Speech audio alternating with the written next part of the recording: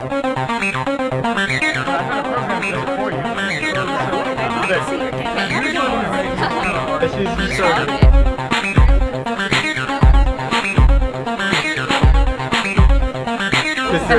better knowing. Yeah. That is very I got my little cool. cousin playing too. And the walls! I live and I want this room!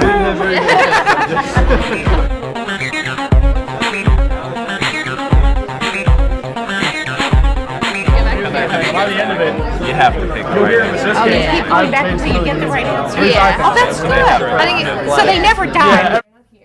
We just wanted to start off by talking about our experience with game design.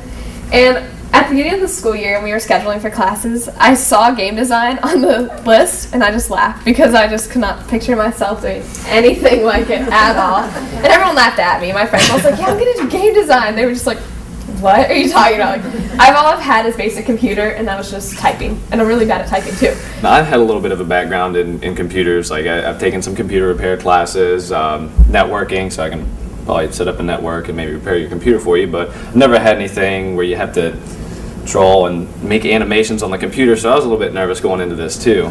Walking in, it felt like I was a kid in gym class. Like, we had to get in groups, and I was like, oh, I don't want to get picked last. Like, nobody, I was just scared, and I didn't think anybody wanted to be in my group because they're all into gaming, and they talk about games and video games. I'm just like, I don't do anything. Like, I don't know how to play video games or anything.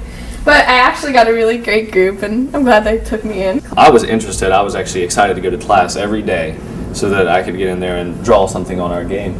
Yeah. But we had a really good time making our game. It was really stressful, though. I was so stressed out. I get stressed when things aren't done, and it bugged me every day, and I just wondered every day why I took the class. But then at the end, it was just amazing to see that we actually created a game, and we actually did something.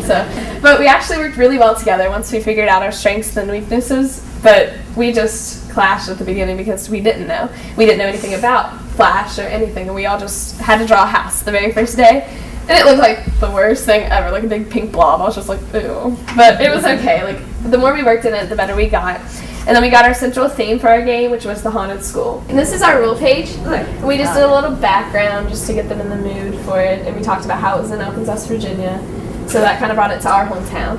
And we had just had the long hallways, and we tried that, the little dead rat, just make it a little bit.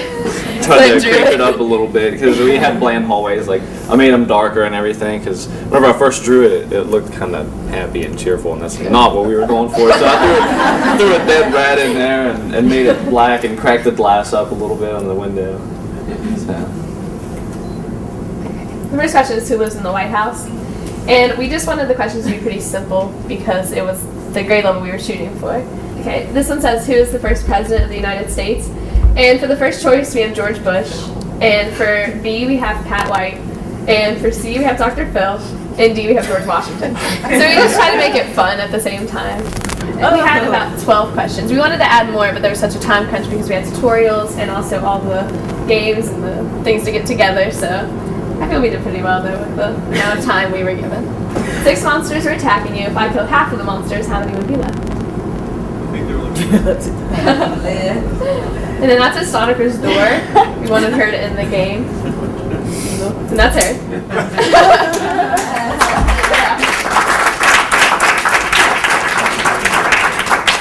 We would have liked to add more questions and make it more widespread of questions. And we also would have added more characters because we didn't have enough time to do that, and it just took so long. But we would have made it more. We had monsters too that we were going to put in there. Like, we had the teachers, you know, so when you click on the door, it just kind of went right to the questions. Well, what we wanted to do is we wanted to have some monsters when you get in there, and those were the teachers that were asking you questions. Yeah. I was so proud of our game. I went and showed everyone, my English teacher, just random people that didn't even know about it. I was like, oh, they game design, and I just got on the website. I was so happy. My friends thought it was really cool. They were actually really surprised. So it's not really my norm, so I was really excited about it. I showed everybody. The teamwork was the main thing that got us through. I know I couldn't have done this alone. Oh, yeah. And having everyone there backing us up and working together was really helpful. Yeah, so I really like the team aspect. I was not good enough to make it all myself. Like, I could draw the art and stuff and do the backgrounds, but I couldn't have put all that together by myself. Yeah. After a while, we figured out what we liked and what we didn't like after doing the tutorials. Like, I didn't like drawing because couldn't do it. And Clint was really good at it, so we just learned things about each other as we went. If you guys were going to give advice to teachers about how to do a better job of teaching these third graders, what would you say to them? So I think games that we had to do, the educational games that we had to do, were a good idea because kids do learn if it's more fun. So I think having the game and teaching them through the game is really helpful. Well, good. Thank you so much. Thank you.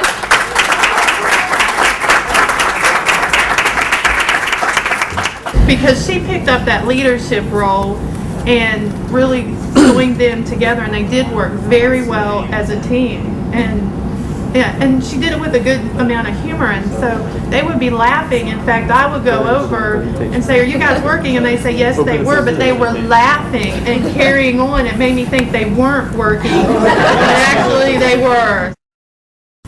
One of the young ladies that spoke, I think it was Cassie, who said that her own family laughed when she talked about, "I'm going to do a game." But clearly she was the leader in that group. I don't know, a couple people picked up on it. She said, "I did this when stuff really needed to get done." Right. You know? And so she assumed that role, but stuff was assigned based on people's strength. As an educator, one of the hooks for me would be that this is a powerful tool for making sure your young people come to class ready and able to learn, eager to learn. And an educator loves that kind of environment. Be it sociology, be it science, whatever your subject. If I can get my students motivated through making a game or producing something, creating something, then hey, give me some professional development on that, because I want that, because I want these eager learners in my class, because you know what? They're going to perform better.